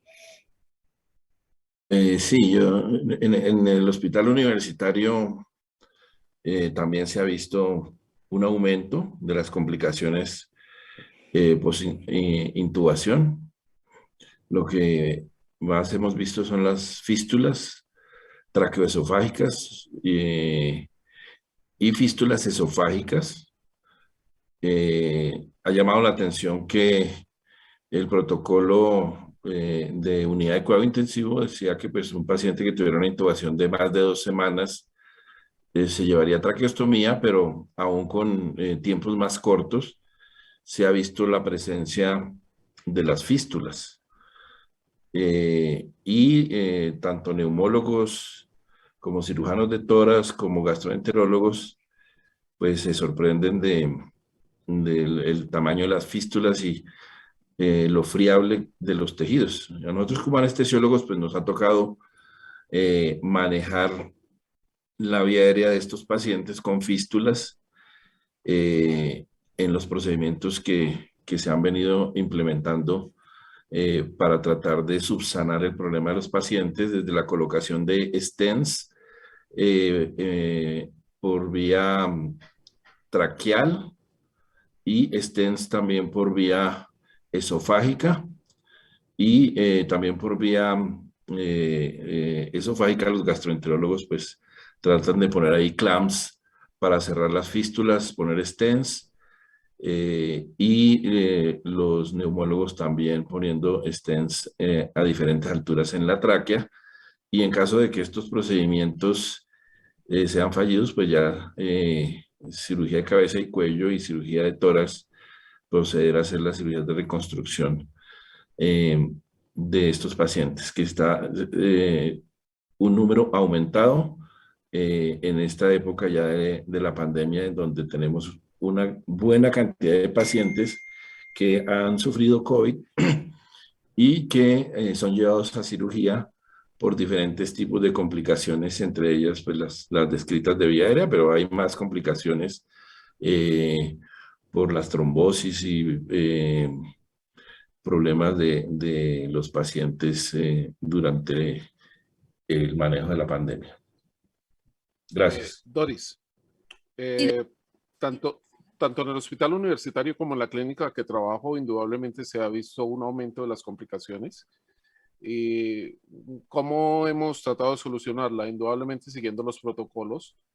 La Sociedad de Otorrinos hizo una guía en donde se pueden se pueden pasar pacientes a traqueostomía tan rápido como a los 10 días, pero en promedio a los 20 días. Y empezó entonces la discusión si se hacía la traqueostomía percutánea o se hacía la traqueostomía abierta, y se quedó que todo depende de la habilidad del cirujano que está practicando en ese momento el procedimiento. Indudablemente, y como decía ahorita el doctor Valero, observamos en una semana, personalmente me tocó 3 casos de rotura esofágica que fueron asociados con el personal que estaba en ese momento encargado del manejo de los ventiladores. Con ese miedo y ese temor, esa ansiedad de evitar la aerolización, estaba utilizando unas presiones en el neumotaponador supremamente altas y, como dice el doctor Valero, sus tejidos están muy fiables y empezó a llamar la atención. Con la primera, pues dice uno, bueno, con la segunda y esto que pasa, y con la tercera ya dijimos, no, aquí hay algo que se sale de lo normal. ¿Cómo se trataron? Indudablemente tratar de que primero la gente utilice más videolaringoscopios. No está disponible, desafortunadamente, recordemos, Colombia es un país donde tenemos limitaciones de recursos, entonces tratar de hacer unas laringoscopias lo más limpias posibles, utilizar depresiones de neumotaponador, aquellas las justas y necesarias para evitar la aerolización, evitar los escapes, cosa que no es fácil detectar. Y por último, la traqueostomía precoz, de forma más precoz. Pero sí vimos un aumento desmesurado de las complicaciones post-intubación. Muchas gracias, doctor. Y aquí tengo algunas preguntas de la audiencia y empezaré. En relación a los pacientes que actualmente están reingresando con síndrome post-COVID o con estas secuelas intersticiales, ¿cómo se está haciendo la distribución de áreas COVID y no COVID cuando se tiene pruebas moleculares positivas? In relation to patients who are currently readmitted Con with relación a los pacientes que están reingresando con los síndromes post-COVID o las secuelas intersticiales, ¿cuál es la distribución de las áreas COVID y no COVID cuando tienen pruebas moleculares positivas? La pregunta es para... Okay. So at my institution, En mi institución, todos ahora son capaces de ocuparse de pacientes con COVID. Los pacientes van al servicio al que necesitan y obtienen la atención que requieren. Entonces, si tienen falla respiratoria, tal vez necesitan un trasplante de pulmón, van a terminar en UCI, o si tienen problemas cardíacos van a ir en cardiología, fibrilación también cardiología. Entonces van a recibir la atención de los que ellos necesitan. Todos son capaces al manejar sus EPPs. Gracias, doctor Connor. En mi institución, si tienen una prueba positiva, tenemos una área de COVID. Aún tenemos un piso para COVID. Y tenemos UCIs que van a ser reservadas para esos pacientes. Doctor Vasco, doctor Hasman, doctor Valero. Aquí en Colombia, Doris, pocas instituciones pudieron hacer los circuitos separados para derivar los pacientes COVID positivos o sospechosos en unas áreas específicas. La mayoría de instituciones lo que hicieron fue destinar unas salas de operaciones para estos pacientes, pero no había circuitos separados en la mayoría. Creo que son, como decimos acá, contadas con las manos, porque estuvimos muy atentos de algo que en la literatura se mencionaba mucho, y no sobrepasaron de más de 10, 12 instituciones en todo el país que realmente segmentaron para hacer eso. Y ahora pues estamos en una fase de bajo transmisión comunitaria, o sea, está abierto como si no se tuviera enfermedad, si la gente es asintomática, y estamos muy preocupados con un nuevo cuarto pico cuando vuelva a haber alta transmisión comunitaria, porque vemos que las medidas han caído mucho y nos preocupa al no tener claro la segmentación de los servicios, cómo se va a comportar eso en su momento la transmisión comunitaria y en el personal de la salud. Pero estamos ahí atentos a eso. Muchas gracias. Yo retomo de lo que dice el doctor Vasco, pues diciendo que la pandemia no ha terminado y pues en Colombia la pandemia no ha terminado. Pero sí nota uno en el personal y en la sociedad cierta tendencia a pensar que por el hecho de estar vacunados, tener 2 dosis de vacunas, alguna franja de la población y los médicos y personal de la salud estar vacunados, de pronto pensar que la pandemia terminó. Y esto pues puede ocasionar que nos vuelva a llegar otro pico, que ya sería el cuarto pico y no sé cuántos picos más vengan de aquí en adelante porque la situación es mundial. En la medida en que no se logre una vacunación generalizada, incluyendo pues los países de altos ingresos y los países de bajos ingresos, y sin entender que estamos todos encerrados en esta misma esfera que se llama Tierra, pues va a ser difícil controlar la pandemia, porque así los países más desarrollados logren vacunar el 80-90% de su población, pues la población no vacunada va a generar nuevas cepas que van a seguir poblando el mundo y haciendo que lo que se dijo en la charla del doctor Vasco, la pandemia persista como un proceso ya endémico.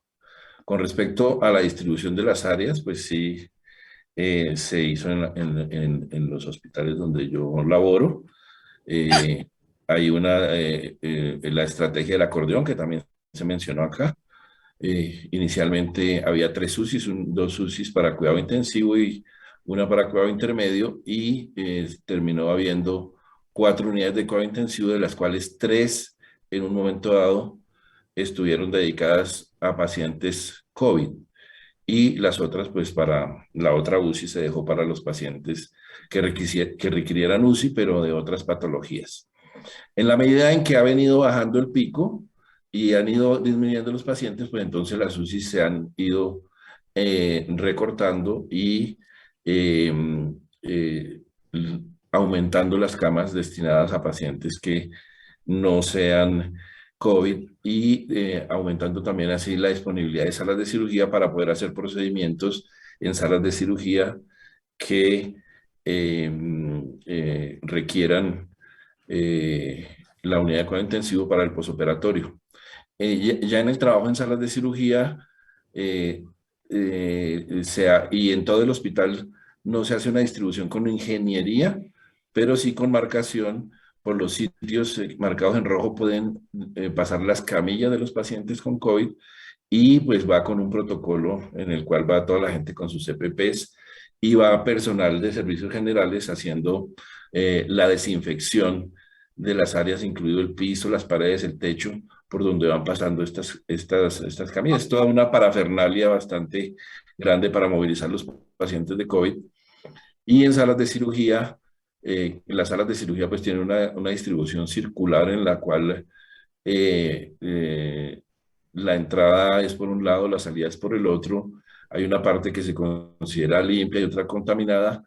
Y las 2 primeras salas de las 8 con las que cuenta la institución son las que se dejan para pacientes que tengan COVID positivo. Ya pacientes de COVID recuperados, pues se pueden hacer en cualquier sala, pero los de COVID positivo se prefiere hacerlos en las 2 primeras salas, que son las más cercanas a la salida hacia la UCI, para así disminuir la circulación de estos pacientes con COVID por las salas de cirugía. En este momento, pues se trata de hacer todos los pacientes posibles, pero siguiendo protocolos más que todo de prevención de que lleguen pacientes COVID positivos y vayan a ser llevados a cirugía. De resto, pues se hace cualquier procedimiento con la debida programación. Gracias. Gracias, doctor Valero. Aquí hay otra pregunta. En relación a la experiencia que tienen en Colombia y Estados Unidos, los pacientes que tienen pruebas moleculares positivas e ingresan a sala de operaciones tienen un área designada para su manejo en una UCI, COVID o sala de recuperaciones. ¿Cuál es el flujo que se sigue con estos pacientes? Bueno, creo que ya usted acaba de contestar esa pregunta, pero si alguien quisiera ampliar un poquito más. In relation to the experience that patients who have positive...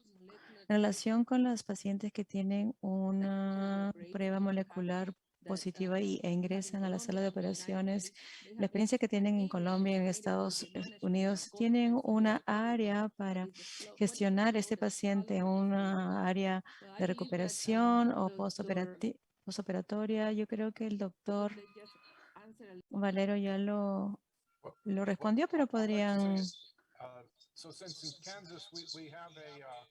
a Me designated gustaría, sí, en Kansas tenemos un área designada y una UCI designada para COVID. Los pacientes que pasan de esa UCI van a la sala de operación. Todos están avisados de que si es un paciente positivo a COVID, todos están utilizando sus medidas de protección y luego van a ir a esas unidades de COVID. Generalmente para tener una intubación del paciente para que se le haga en la UCI, perdón, para que puedan ir a la sala de operaciones y luego regresar de esa forma, básicamente recuperado en la UCI o en el área designada para ellos, para tratar de mantenerlos lejos de la población o de las áreas de recuperación general que no son COVID, con pacientes no COVID.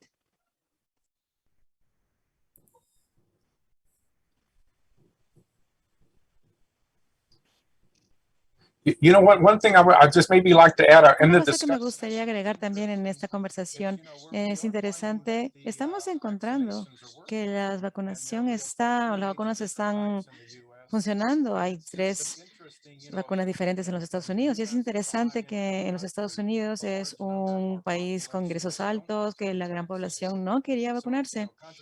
Y estamos viendo a nivel regional y en la parte central de los Estados Unidos a nivel nacional, que las personas que están ingresando al hospital y a las UCIs son las personas que no están vacunadas, son pacientes no vacunados. Y esos pacientes van a tener esas camas luego para pacientes cardíacos o cáncer o con cáncer y están ocupando esas camas. Solamente esa es una observación bastante interesante de lo que está pasando y seguramente muy peculiar de los Estados Unidos. No sé que el doctor O'Connor pueda tener algún comentario específico en ese tema en especial. Claro que sí. Sí, en mi instituto sí tenemos bastantes camas en los pisos para pacientes COVID. Así que vamos a poner un paciente COVID en cualquier habitación que sea la propiedad para él. Tenemos también salas de procedimientos y también aisladas y también 8 salas de operación aisladas. Y yo creo que 12 camas aisladas para su recuperación y pueden ser transferidos nuevamente al piso donde sea factible y apropiado para un paciente COVID. En la mayoría de los escenarios en los Estados Unidos van a tener una población o la demografía de las personas no quieren vacunarse. Es interesante que estas personas que tienen una alta tasa de ser contagiadas de COVID comparadas con otra población, cualquier persona que sea vacunada tienen el COVID, pueden tener, pero no se van a enfermar. No van a tener ningún tipo de falla respiratoria, pero las personas que llegan al hospital, por ejemplo, el 95% son personas no vacunadas versus el 5% de personas vacunadas y la tasa de mortalidad es más o menos la misma. Vacunados o un biofactor de 20 o más, vas a morirte de COVID si no estás vacunado. Entonces, esa es una cifra bastante sólida, bastante fuerte, y eso es lo que se puede ver en la página web de la CDC. Sí, Doris, para aportar a la discusión de los doctores O'Connor y Kovac, América Latina es una región que ha recibido vacunas de marcas diferentes a las que se tienen en los Estados Unidos. Argentina vacunó con una gran proporción de vacuna rusa, Sputnik, y Chile ha tenido como el liderazgo en publicar los datos de efectividad de la vacuna china Sinovac, que ha sido ampliamente utilizada en la región. Actualmente nos reportaban desde países de Centroamérica, sobre todo Nicaragua, donde hay similitud ideológica entre los gobiernos, que empezaron a utilizar la vacuna cubana soberana también en esos sitios. Entonces tenemos una gran diversidad de posibilidad de tener estadísticas buenas poblacionales, sobre todo porque la mayor gente que ha tenido la posibilidad de salir de sus países, a ir a otros países a recibir la vacuna de cualquier marca en estos sitios de altos ingresos, pues lo ha hecho para tratar de reincorporarse a su vida. Entonces, Creo que ahí cobra mucha importancia la investigación local, los datos locales, pero cuando vamos a ver, como les presentaba yo en la charla, muertes de personal de la salud en la región, pues definitivamente antes de los periodos de gran acceso a vacunación, tuvimos unas cifras realmente lamentables. Para mencionar la experiencia de México, muy difícil, muy dura, y la experiencia de Perú, que nos estuvo contando pues a través de nuestras reuniones gremiales de la sociedad latinoamericana, el impacto tan grande que se tuvo en el talento humano de salud, en los médicos y en muchos de nuestros colegas anestesiólogos y que trabajan en cuidado intensivo. Entonces, como para mencionar en lo que estamos. Muchas gracias, doctor Vasco. Aquí hay otra pregunta de la audiencia. Los pacientes que tienen pruebas moleculares positivas y esperan una cirugía, ¿dónde cumplen su periodo de aislamiento? ¿Y cuándo y en qué periodo de tiempo se les recomienda solicitar una prueba molecular de control? So for patients that has a PCR positive and they are waiting for surgery, where do they Pacientes go? que son positivos en COVID y necesitan una cirugía, ¿dónde hacen la cuarentena? ¿Y cuánto tiempo se le pide otra prueba PCR para poder ir a su cirugía? Cualquiera que quisiera contestar. Bueno, entonces empiezo yo a contestar esta pregunta, que es una pregunta que me parece muy pertinente y muy controversial.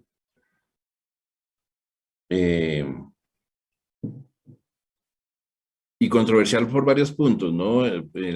Ya la mayoría de sitios no están haciendo ningún tipo de aislamiento ni esperando para hacer las cirugías. Aunque, pues, como mostré yo en mi presentación, hay unos puntos a favor de esperar para tratar de que a salas de cirugía no lleguen pacientes con COVID no diagnosticado. Entonces, una de las formas de hacerlo es hacer una cuarentena o un aislamiento del paciente 14 días previos a la cirugía, que los debe realizar en teoría el paciente en su casa. En su casa, sin salir, simplemente teniendo contacto con sus familiares. Y 72 o 48 horas antes de la cirugía, hacerse una prueba de PCR que debe ser negativa. Si el paciente está asintomático y la PCR es negativa, se puede llevar a cirugía con un alto grado de certeza de que el paciente no va a tener COVID. Esto sería realizable solamente para cirugías grandes, ¿no? Cirugías que se cataloguen como cirugías mayores. Sin embargo, esto presenta graves problemas, sobre todo en la población que se encuentra trabajando, porque las EPS las EPS son las instituciones que en Colombia se encargan de la parte de la salud y de las incapacidades médicas. Entonces, no cubren estos periodos de tiempo, de modo que la gente queda en una disyuntiva, en una situación difícil, porque el médico simplemente le dice que hay que hacer una cuarentena porque va a hacer la cirugía, no le da una incapacidad porque el paciente en ese momento no se encuentra en calidad de incapacitado, que no pueda trabajar. Muchas veces no puede desarrollar el trabajo desde casa y no hay quien responda económicamente por esos 14 días de aislamiento. Entonces ahí se presenta algo que pues se ha venido mencionando, es una contradicción entre una medida médica pues que trata de disminuir los riesgos de los pacientes versus una parte económica que se ve perjudicada por la persona que no está trabajando. De modo que yo pienso que en este momento estas cuarentenas deben quedar reservadas para casos muy especiales de cirugías muy grandes, en los cuales los pacientes se beneficien en algo de esta conducta. De resto, pues yo creo que las cuarentenas van a terminar suspendidas antes de la cirugía, simplemente cambiadas por recomendaciones de adecuado uso de las medidas de protección en cuanto a tapabocas, lavado de manos y aislamiento de los pacientes. Sí, Gracias. de acuerdo. Doctor O'Connor está pidiendo la palabra, Doris. Go ahead, Dr. O'Connor.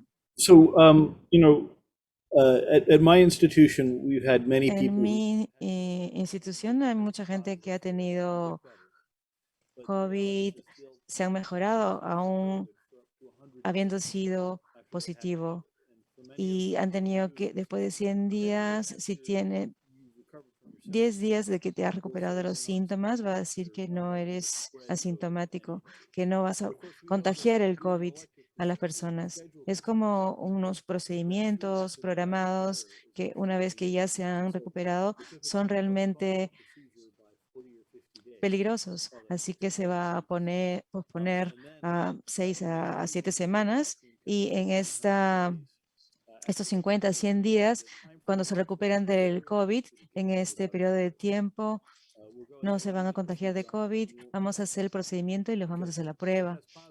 Y si salen positivos, ciertamente es un falso positivo, pero no va a estar contagiando el virus. Entonces, eso lo vamos a hacer de manera rutinaria. Doris, otro comentario, hay que tocar todas las aristas.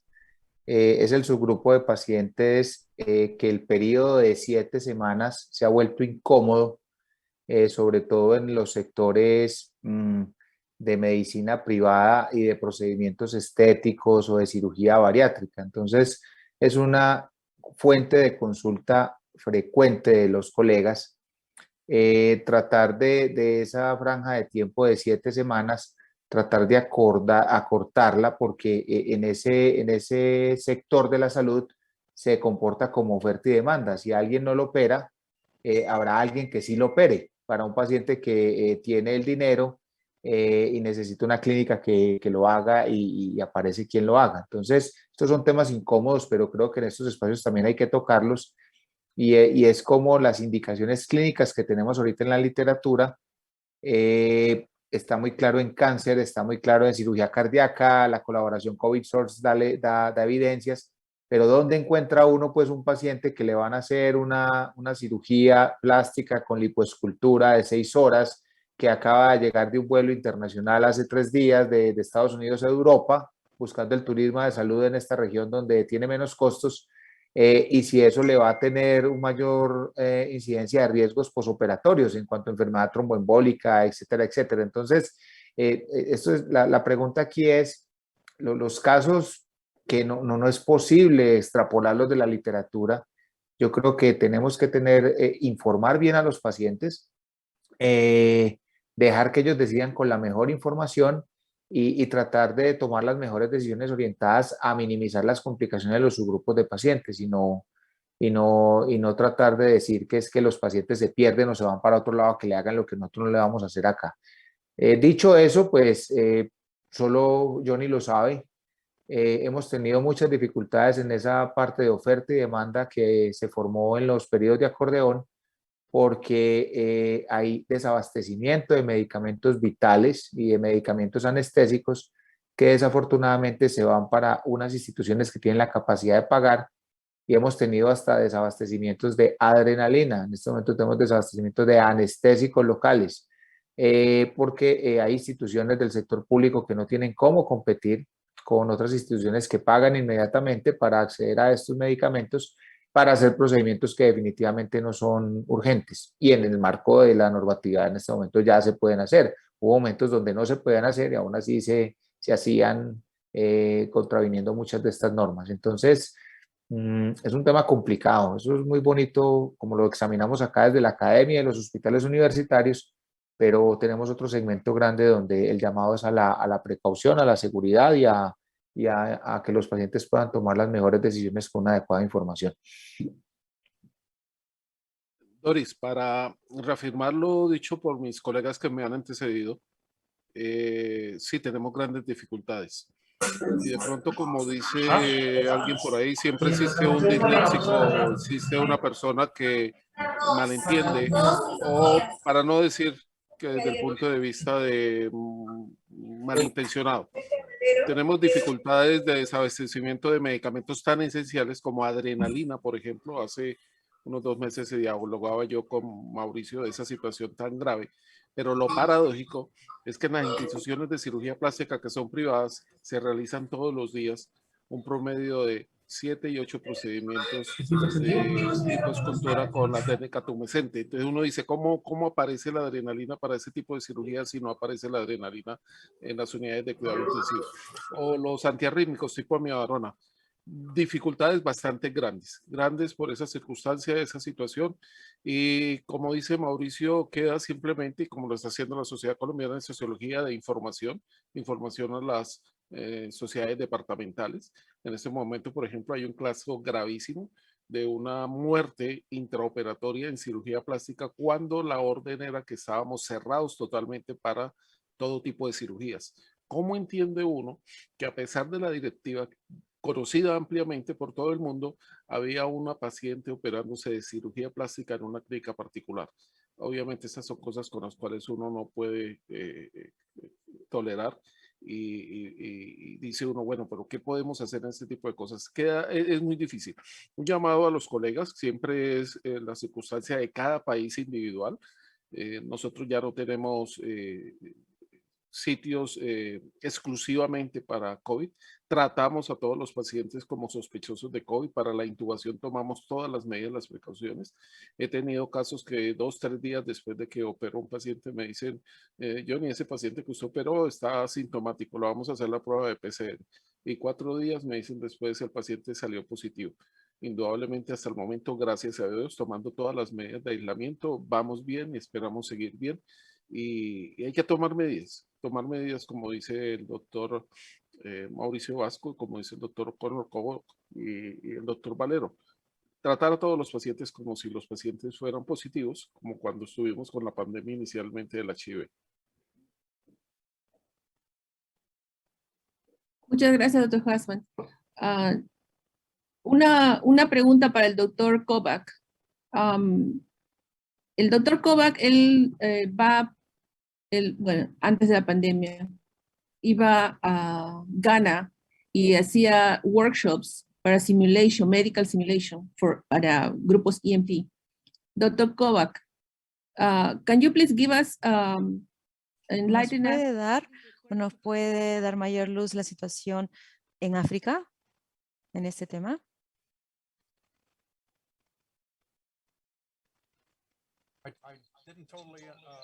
No escuché totalmente o entendí la pregunta, no se pudo escuchar. ¿Puede repetir, por favor? ¿Puede darnos mayor luz sobre la situación de COVID en África? Claro. Sí, he visitado África 4 veces. Nuestro hospital tiene un acuerdo de cooperación con el Hospital Komosi de Ghana. En este hospital universitario y se me llamó para ver la situación. Y me dijo el director de ese hospital que tenía una unidad de COVID, 2 áreas UCI también. Y me dicen que tenían 10 pacientes.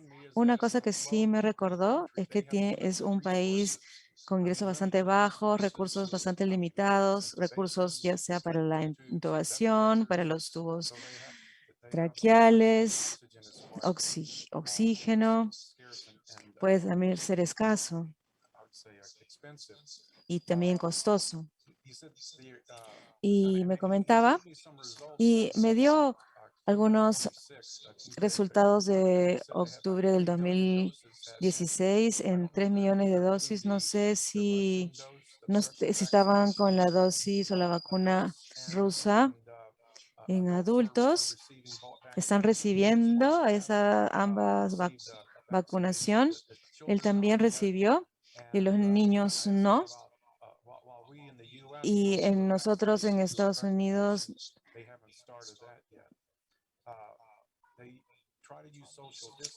los menores no han empezado. Y sí, utilizaban la mascarilla, todos sus empleados. Yo creo que en su país están más distribuidos, tienen un tema de distancia. Es una de las cosas interesantes que me dijo cuando estimamos o hablábamos del COVID, Tony. También nos preocupa otras enfermedades, como las enfermedades de la pobreza, que, por ejemplo, la malaria y el diagnóstico diferenciales. Por ejemplo, un paciente tendría, digamos, fiebre, algún tipo de malestar, y seguramente un resfrío lo deberían considerar malaria. En general, y solamente dijo que este hospital en una de las ciudades de Comosi a la que yo visité, parece que están mejorando, sí. Me dio cierta estadística.